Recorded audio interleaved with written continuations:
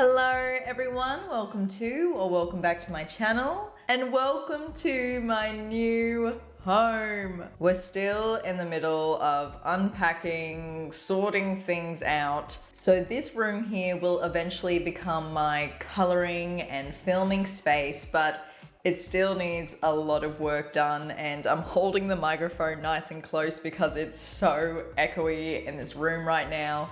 I think I'm gonna have to get some sort of rug to try and absorb some of the sound. But yeah, I really hope to eventually make the background all cute and aesthetic for you to look at, just because I know that'll also make my heart happy. And I'm definitely gonna give you a little mini tour of this room in my next coloring vlog, so definitely subscribe if you don't wanna miss out on that. But in other news, today I'm bringing you a video that you all requested on my Instagram stories, as well as here on my YouTube community tab.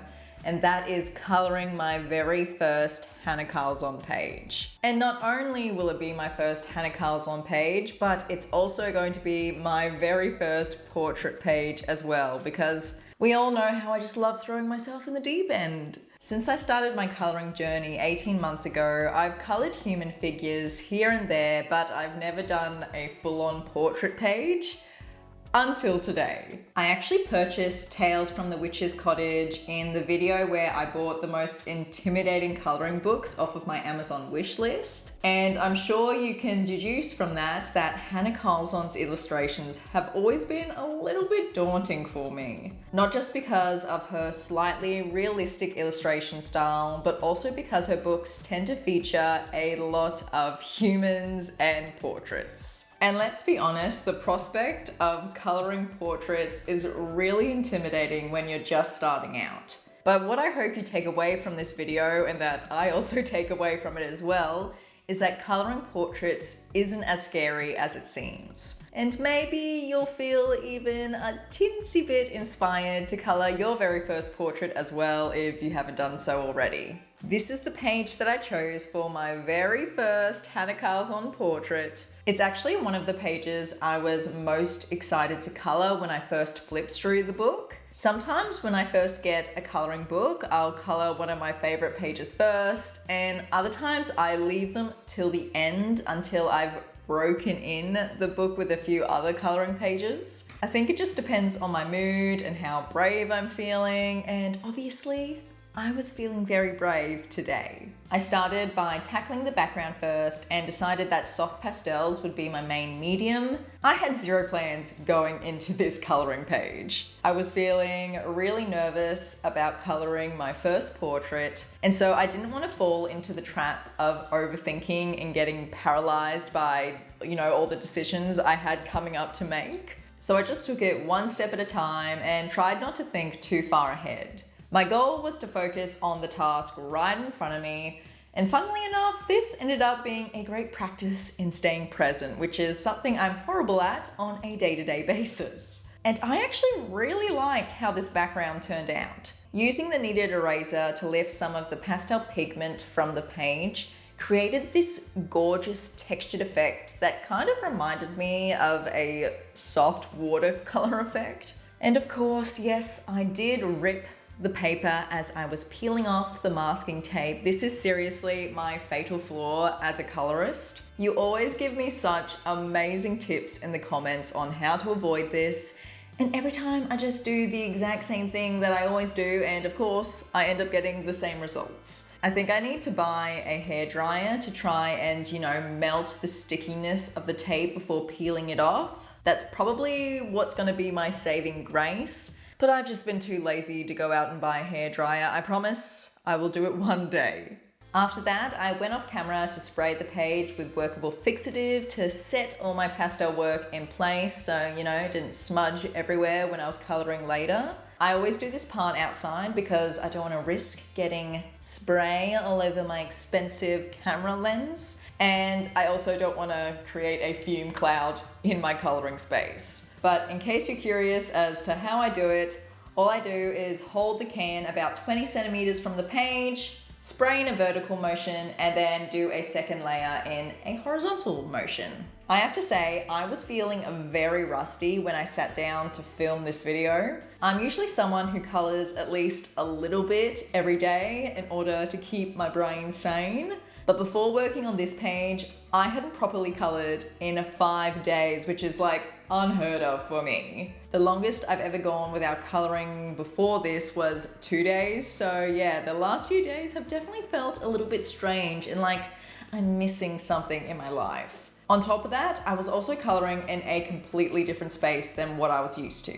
So to ease myself back into the coloring groove, I found using the Artex watercolor pencils to base the larger elements on the page was a really helpful first step. It was a gentle way to get back into my creative flow, whilst also helping me figure out my color placement and what my color palette would be. I decided to pull most of the colors that I used for the background into the foreground in hopes that this would create an overall harmonious and cohesive page. I didn't worry about basing the smaller elements at this stage because I wanted to choose those colors in relation to how the large elements came to life after they'd been colored. As I'm sure you can guess, the parts I was most scared to color on this page were the hair, skin, and eyes. Sometimes I do like to tackle the most intimidating parts on the page first because then the rest of the coloring process feels a lot easier and a lot more mindless. But since I was feeling so rusty, I did decide to ease myself in with a more familiar element, which of course was the leaves. There's pretty much always some type of foliage on the pages that I color, so this was definitely a comfortable place to start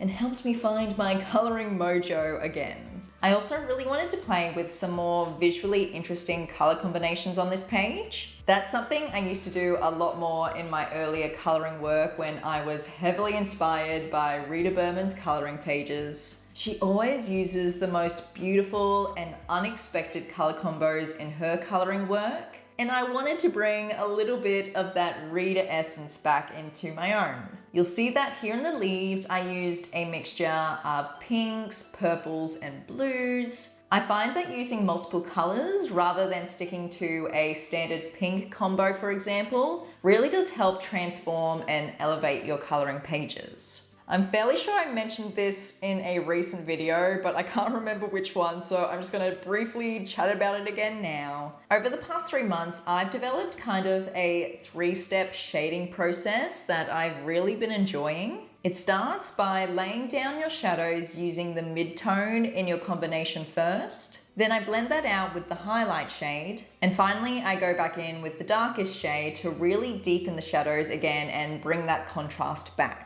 I don't follow this 3-step process exactly for every single element on the page. I definitely adapt it depending on the color combo that I'm using, the element that I'm shading, or the effect that I'm trying to achieve. For example, when you see me color the witch's hat a little bit later on, I actually started with the darkest shade first rather than the mid-tone. But overall, this method is kind of my go-to foundation when I'm really trying to create depth and contrast in my coloring work. If you want to see it, I might try to break this down in real time in a future video. Just let me know in the comments below.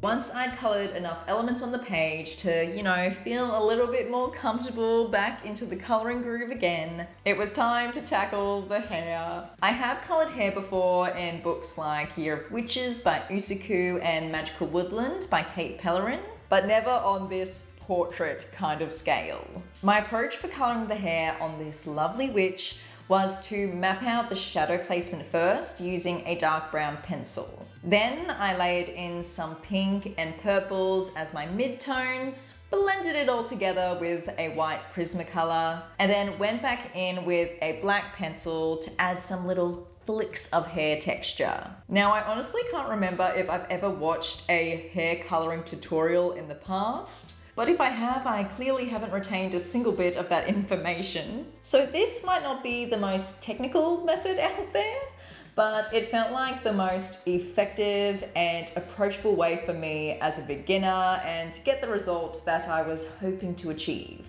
I'm gonna go off on one of my classic mini tangents right now because talking about technique reminded me of how someone commented on one of my videos recently saying that I'm not the most technical colorist out there, but what keeps people coming back is my passion and love for coloring. And oh my goodness, I was so happy to read this comment because that is what a pictured purpose is all about. While I do hope you learn a little bit of something from each of my videos, I'm not here to be the most technical colorist on YouTube. What I am here for is to spread the love and joy of adult coloring. Inspire you to spend a little less time scrolling, a little bit more time creating, and just bring you along for the ups and downs of the journey. No matter your skill level, you can color. And that's something I really hope my videos encourage you to believe. And considering my skill level when it comes to coloring hair, I think the final result wasn't too shabby.